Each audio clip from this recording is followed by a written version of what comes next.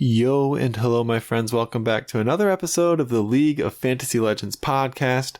We are going to talk about the awesome weekend that just happened in Chicago, championship weekend. I'm here once again with Biscuit. Biscuit, how are you?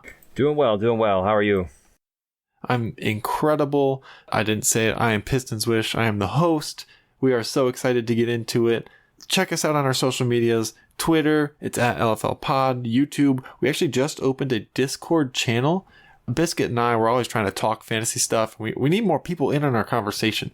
And so if you're interested in that, you can find the link in the description of this episode. You can find it in the Twitter description as well. Get in there, help us talk with Fantasy LCS. It's going to have a spot for you to find leagues once it comes time to do that, to talk fantasy discussions, talk teams, talk whatever we want. So really excited about that. Let's get into the weekend. I had such a great time in Chicago. I missed you, honestly. I really did. Yeah, wish I could have made the trip. A little bit too far for me, unfortunately. Still trying to get myself to, play-ins, I guess, or groups in New York. So we'll see how that goes. I'll keep everybody updated as we get closer. I hope you can make it. I have secured tickets. We're making another road trip. Me and my brother, that's Obese Cookie. If you've been listening for a while, you heard the episode where we had him on. I'm going with my cousin Shawkin. He also has been on here. We're going to make it to that second week of groups, that middle week that's in New York City. We are so excited. So if you get tickets, that's the weekend you should go to. Come with us. So I had a great time in Chicago. I just want to shout out all the people who were there. I had this big, ridiculous sign that I carried around with me. Did you see the sign? Did you see? It was a pretty massive, looking like a billboard out there. I hope at least somebody noticed it and came up to you. How did that turn out for you? It was pretty good, honestly. I ended up putting some holes in it, putting a shoelace through it, and just wrapping it around my head and just walking through the crowd. And shout out to the couple people that shouted me out, that kind of tracked me down out there. A couple of you guys pointed out that you'd seen kind of some of our stuff, whether it was on Twitter or listened to our episode. I cannot tell you how much I appreciate that. You know, sometimes just the drag of getting this stuff done is a lot, but those are the things that keep us going. The games were incredible. The energy, especially on Saturday. Saturday was so fun. And that might have just been because I was a 100 Thieves fan. And so that made Sunday, we'll get there. But an incredible time. The Fan Fest was cool. Did you see any of the highlights of the Fan Fest? I didn't see anything in particular. Obviously, I followed as best I could through like Twitter and whatnot. It looked like a lot of teams were engaging, except the one team that shall not be named. But what were some things that maybe stood out to you? Dignitas. Dignitas. Good old Dignitas. But let's get back to more of a positive note. What were some things that maybe stood out to you from the various teams that did end up making the trip? Yeah, so the biggest thing for me, honestly, is it was Saturday. It was super hot. The lines were really long, and so that was a little bit of a negative, but what can you do? There were a lot of people excited to be there for the weekend. A lot of teams selling gear. I got some posters for 100 Thieves. I got a t-shirt from FPX. I played in the Scion Speedway. I know you don't play League that much. Are you familiar with the Scion Speedway? Not overly. Could you maybe explain that a little bit? Yeah. So essentially, they create a path through the jungle from one fountain to the other, and you have to get there as fast as you can playing Scion, and you can ult as many times as you want. It just automatically resets it. And so you try to ult around corners and kind of use it. And I got 4th place out of everyone there. And so I just want to shout out myself. It was kind of sweet of me. That's awesome. It was, but I want to get into the games because the games were just such a blast. We hosted the Fantasy LCS Challenge. For those of you who played, thank you so much. I had a ton of fun rooting for my team. I'm sure you did too. But before we do that, I want to get into some of the news because we've got some more news that's been coming through. Do you want to take that away? Yeah, certainly. So first on the news docket for this week is, I think it was yesterday, I was scrolling through Twitter, just getting myself caught up for the day, and I saw that Steve, the co-CEO of Liquid, came out and kind of addressed how the team performed this past split. Obviously, with the team finishing where they did, it wasn't expected, I would say, and I think a lot of people would agree that they may have had a better result. But in the video that he put out, he did mention that he said the team was for lack of a better words, was a massive failure, and that they were definitely looking to make changes. And one of the things that stood out while I watched the video was he mentioned about doubling down on the team's infrastructure. If you have been following, depending how close you follow, like the academy system, they have 3 players that are set to become free agents in Isla as support, Yawn at ADC, and Harry in the mid. And I thought it was really interesting because not only are these players looking to become, free agents, they are actually the highest ranking players from a fantasy perspective at their respective positions. So it's going to be really interesting. I don't know what kind of changes they're looking to make. There was all kinds of speculation and comment in the comment section of the video. So it will be really interesting to see if they're maybe looking to move some of the players in the starting roster currently, which it sounds like they are. I don't know who those players would be. Maybe Bjerg goes back to coaching, but again, don't want to get too much into the weeds with that right now per se. But again, it will be interesting to keep an eye on this and see how this plays out. Not only from a fantasy perspective, but from just a league perspective in general. Yeah, it's going to be crazy because realistically, all 5 players are superstar players, and all 5 players had their moments where they carried games. But for some reason, as a team, it just didn't work. Like, they just were not able to team fight together. And we saw that in, the stats that played out, that Team Liquid was the best early game team, but they just could not close out games. They couldn't figure out how to play together. And so I can't wait to see what Team Liquid is going to do with their roster. If it were me personally, I think Santorin was their best player. I think you have to stick with him. And then if you have to make changes in the bot lane or the top lane, I think you just do it. I think that's what to do. Do you agree there? Okay, I'll put my thinking cone on and we'll see what I can come up with here. So if I was Liquid, I think I would start, and maybe this is a little bit of a unique angle I'm taking here, but I think you look at Core JJ, and if we're looking at like traditional sports, he is the veteran obviously, but you do have Isla, who I think was, in my opinion, the MVP of the Academy League. I think he kind of got robbed there, but well, not only that, but when Core JJ had his green card issues, Isla was playing on the main team, and he looked good. Like, he looked like he fit in. Exactly. So just going back to what I was saying, I feel like if I was Steve or whoever makes a decision regarding the contracts, I go to Core and I'm like, hey man, you're gonna have to take a pay cut if you want to stick around for next split, because he's also a free agent. So that's going to be up to Core. I mean, I'm assuming they can get Isla for cheaper just because he doesn't have the starting LCS experience, so maybe he's willing to not or come back on a more team friendly deal just to get that experience and really prove himself. So I think you start there just to get that squared away. And regardless, I mean, again, I would start there as well because you don't have the support on the team, whether that be in LCS or Academy after this year. So I would start there, and then from there, I agree that Santorin is definitely one of the better players on the team. Same with potentially bringing Hansama back, or you look to bring in Yawn as well. Maybe sign him back and move Hansama because obviously Isla is used to playing with him. Maybe Bjerg stays, maybe he doesn't. Maybe, like I said, goes back to a coaching role. Maybe he stays just to help out with the younger guys if that's the route they take. And then I think, and I have thought this the entire previous split, that Whippo is easily the weakest link on the team.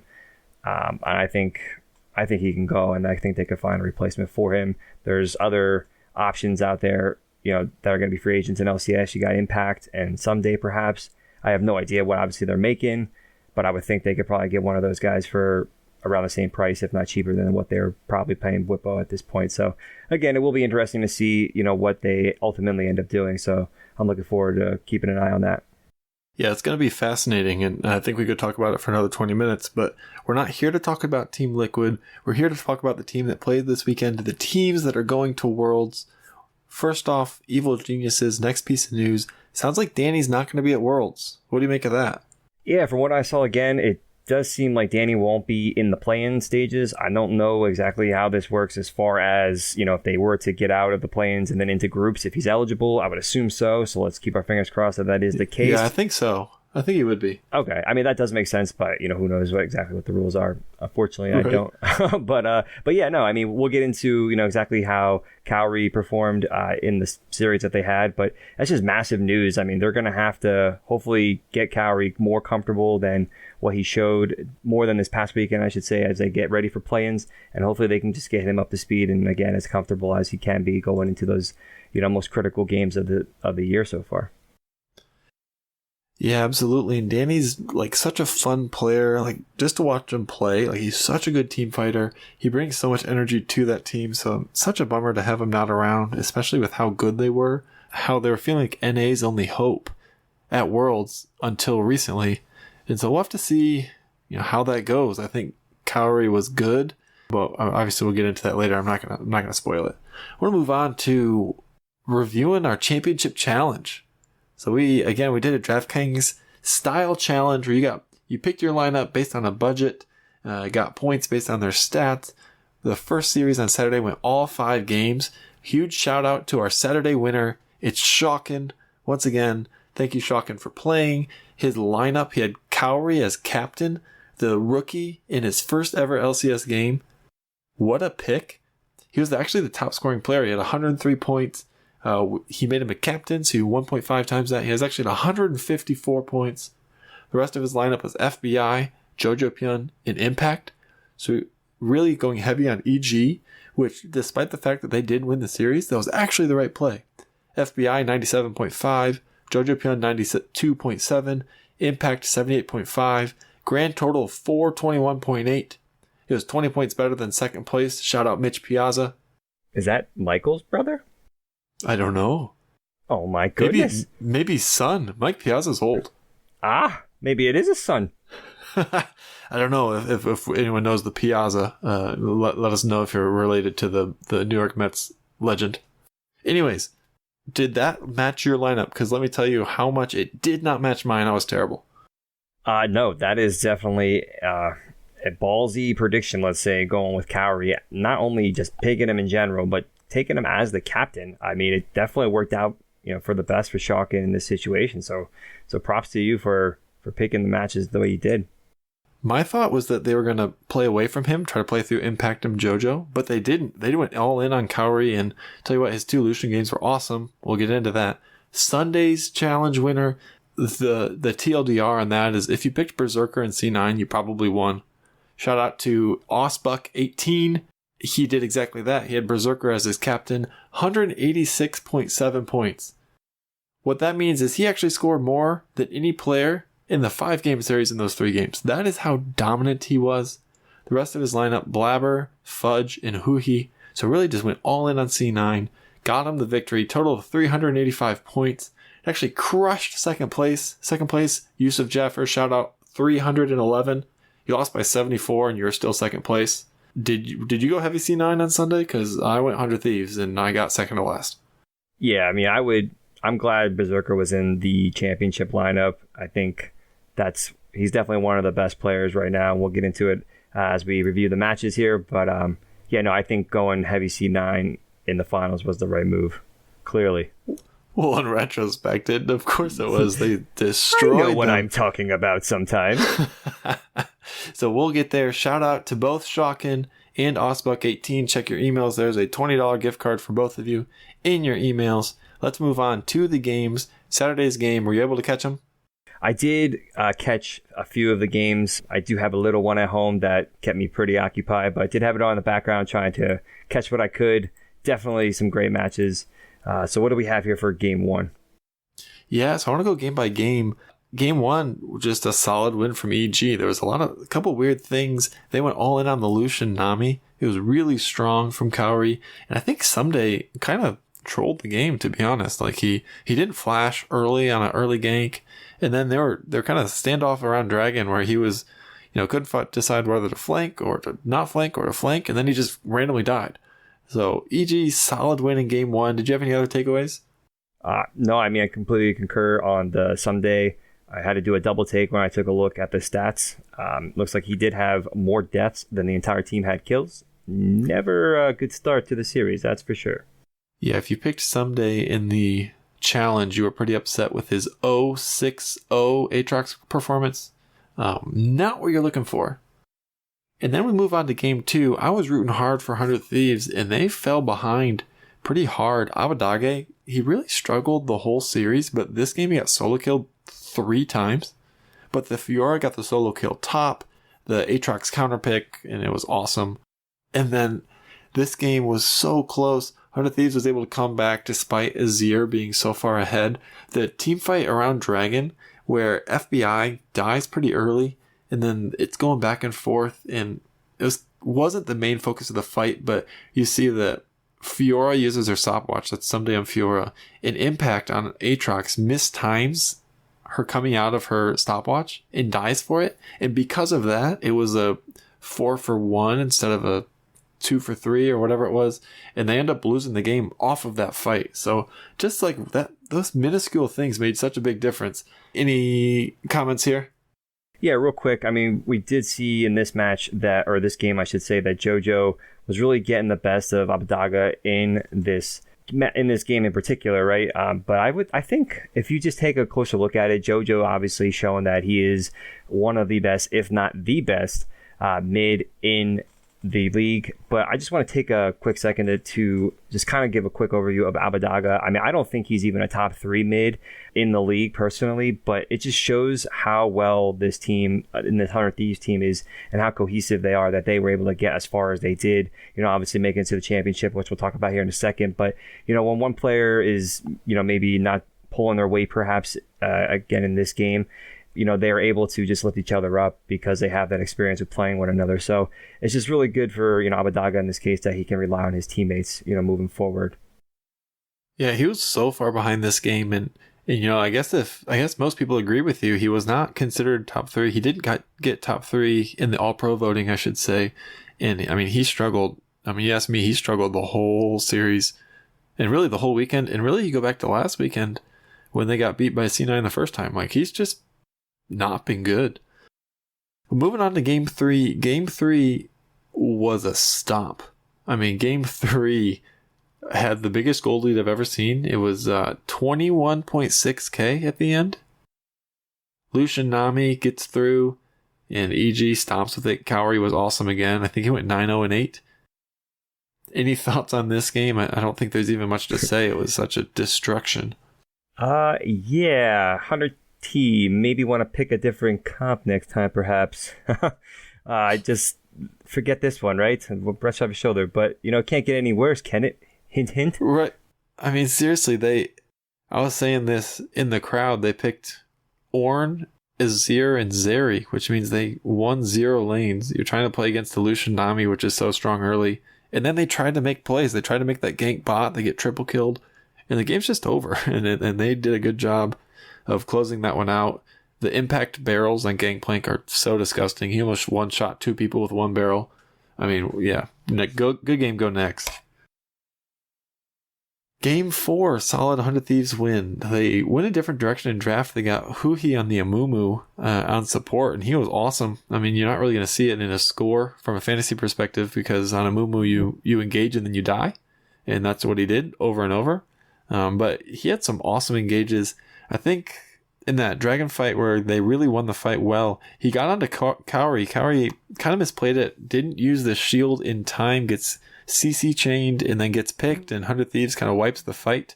And from there, 100 Thieves closed out the way we know that they do. They are systematic and slow and did what they had to do. Thoughts on game 4? Yeah, big game here out of FBI and Abbedagga. They combined for 11 kills and 19 assists, 0 deaths, again, combined. So I thought it was a really good performance by those two and a really good win for 100 Thieves overall. Yeah, that's nice, and that's why FBI ended up being a pretty good pick. He was the second highest scoring player in our fantasy challenge. He was good. Game 5, Silver Scrapes, crowd going crazy. Crowd was a pretty good mix between 100 Thieves and EG. I personally was going for 100 Thieves, and this game was slow. We saw Huhi on the Soraka, which I haven't seen a pro Soraka in forever. And it's just so frustrating to play against because people don't die. People just don't die. The whole game, I mean, it was 0-0 when we got to the 3rd dragon fight. 100 Thieves looking to push to Soul Point. And it was such an interesting fight. This is one I went back and watched a bunch of times because there were a couple things I just didn't understand. The Azir, Abbedagga and the Azir gets just randomly charmed from Ahri. Looks like he's in a bad spot. Vulcan on the Lulu flashes forward to polymorph him so they can CC chain. But he flashes into a Soraka silence. It's so tragic. I think I'm going to try to make a video on this because it's just so tragic and the whole game ends literally on this fight. It's a close fight, Poppy uses the ult to eject Someday's Gwen, but then Gwen just repositions perfectly off of it. I think it was actually helpful for 100 Thieves, and he just cleans up the fight. They get a 5-for-1, and from that point, the game is basically just over. 100 Thieves, when they get those leads, they're usually so good at closing them out, and that's what they did. 100 Thieves coming through in the clutch, Game 4, Game 5, to make it to the championship. What did you think about Game 5, and then really just the series as a whole? Yeah, I mean, just to hammer it home, it was another methodic game for 100 Thieves in Game 5. They did what they do best, right? And that's just play their game and get the opponents where they want them, and then ultimately close it out. But I mean, as a whole, I think it was really interesting to see Cowrie, given the spot that he was put in, right? First LCS action, and he performed well, right? He led the series in kills. He was tied for the least amount of deaths on the team. So I thought he did a really good job overall for the series. I honestly thought that... I thought that Cowrie was pretty good. Those Lucian games, he was definitely comfortable on the Lucian Nami, and I think it's a really good job from EG to put him on that. I thought he looked a little uncomfortable on some of the scaling hyper carries, the Sivir and the Zeri, but there's so much of that goes into team fighting and trusting your teammates, and so I don't really blame him too much. I think he got caught a couple times when he shouldn't have, but I mean, honestly, I was really impressed with him, and like we said, he was the top scoring fantasy player, so huge props to him. Yeah, and just to add to that point, I mean, not only was he just good for what they probably expected, or at least what most people expected, I honestly thought we would see a little bit more from Inspired and JoJo, given Danny's absence here. Not that they didn't have a good series, because it was pretty decent, but I just thought they might be able to do a little bit more again in that absence to try to ensure that their team could to make it through, and unfortunately we just didn't see that from them. So I'm sure they'll be okay coming back once play-ins start. We'll see how far they can go. I'm sure they'll only get stronger from here given the additional time with Cowrie in the lineup, so we'll see what comes of that. But I actually think JoJo was good, to be honest. I'm not sure how good his Game 5 was. His Ahri, obviously he's so good at the Ahri, but he didn't really find the angles he usually does. But across the series, I think he was way better than Abadage, personally. No, I do agree. Speaking of Abadage, how did you feel 100 Thieves did as a whole for the series? I thought it was weird. Like, they didn't look right. Like, kind of the same way that we felt EG the last couple of weeks, where they just didn't feel right, and then it kind of came out why. Their drafting was super weird, right? They banned Sejuani first ban every single game, which, like, no one else is doing that. And then we saw they super heavily prioritized the Azir for Abadage. They first picked it, I think, 4 out of the 5 games of this series, and yet he was still, like, getting crushed no matter what JoJo picked. So I didn't love it. I mean, I think they were okay, but when you walk out of that one barely having beaten a team that made a sub to their most important player a week ago, I think you walk out of that relieved more so than excited. Yeah, I mean, that obviously carried through to the championship series that we'll talk about here in just a second, but just to highlight a few things for 100 Thieves, I mean, I feel like FBI had a really good series. He did lead the series in KDA with 4.9 KDA. So I thought that was definitely a highlight. I'm sure it helped again going against Cowrie in this case, but I just felt like as a whole everyone did what they needed, and everybody picked up the slack for those around them if they needed to in order for them to advance. So that's all I really had for this series. Did you have any final thoughts or comments? Yeah, just from a fantasy point of view, I thought it was kind of interesting that EG as a whole outscored 100 Thieves, even though 100 Thieves won the series. It almost felt like EG, when they were winning, they were willing to like play it slow and take extra fights and make sure they didn't mess anything up, whereas 100 Thieves kind of knew exactly when they could finish, and then they just did. Especially that game 2. It was like kind of close. They win one team fight, and the game's just over. So kind of crazy that the 2 low-scoring players were from 100 Thieves, being Huhi and Someday, and the best players from EG. So it's just interesting from that thought. And then moving on to Sunday, the championship. The pregame was super hype. We had literally like normal fireworks just happening inside the United Center, which was unbelievable. It actually scared the crap out of me. The downpour of rain in Chicago kind of ruined the vibe to start, but once we got going, it was awesome until the game started, and then it was significantly less awesome. as we look, I was rooting for 100 Thieves. I was surrounded by C9 fans. Maybe you feel differently. I cannot stand Fudge. What do you feel the same way? I mean, I don't know him personally because, well, yeah, but seeing him on stage compared to everybody else, he seems like the size of Andre the Giant. He is a massive human being. He and Zen both, honestly. Yeah. Well, I mean, he's like you said, they're just two towers that, play video games for a living. So I don't know how much I would want to mess with them regardless. But with that said, I have no problem with Fudge personally. I thought it was actually kind of funny, and I had to look into it myself when I did see his tweet about the total time in game for the final series was 82 minutes. That was kind of funny. And then he thanked 100 Thieves for the vacation. So I mean, it just kills me that this guy is calling himself the GOAT when he wasn't even an all-pro top laner. I don't know. It just rubs me the wrong way. Regardless, I guess the truth is that if you talk, you better back it up. And holy cow, did C9 back it up. I don't even really want to go through game by game because it was just so brutal. I do want to talk about one moment in game 2. So game 2, 100 Thieves had a pretty sizable lead. I want to say it was 3,000 going into the third dragon fight. And they fight around Herald. FBI goes down to a third health. And then he's just kind of walking through his jungle. Doesn't know that Blabber's there in the Wukong. Blabber just picks him off. They win the team fight. And holy cow, 100 Thieves just tilted off the face of the earth. From that point on, it was nonstop fighting. And C9 won every single fight. And they won. It felt like they won every fight the whole series. It was just incredible stuff from C9.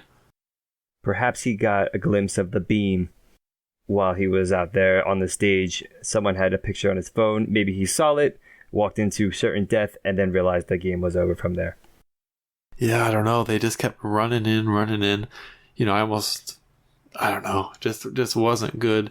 I think the number one takeaway from this game, this series, was two things. One, how good Berserker is, and two, how well C9 was willing to play around him. Right? They put Jensen on the Zillion. They gave him a Lulu or a Yumi on support, and they just said, Berserker carry us, and holy cow, did he. Yeah, I mean, like you said, I think Berserker was definitely one of the keys to Cloud9 winning. He actually had more kills through the 3 games than the entire 100 Thieves team. What do you have? 26? Is that right? 26, 1, and 27? Is that what I saw? He had a total kills of 23 kills, and the 100 Thieves team had 20. Brutal. So, just brutal. Yeah, so I mean, if you want to get into the weeds of things, that 23 kills, in addition to the other stats he had, left him leaving that day with a 47 KDA.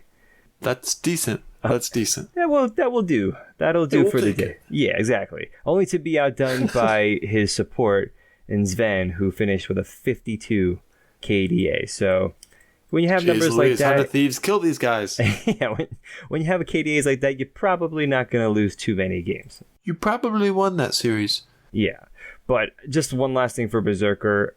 Again, I felt like they did a really good job, like you mentioned, helping him get to where he needed to in order for them to win. I think he is the clear number one player in fantasy going into next split, pending on what kind of rosters we see and if. Wait! You have Berserker number 1 next year? Berserker number 1. I think it's been brewing for the last few weeks, really? And he just solidified his slot at number 1. I would take him number 1 or in the first round, any chance I had. And I don't even think that's because of the hype necessarily. I mean, obviously that does help a little bit, but the numbers speak for themselves going back the last couple months now, I should say.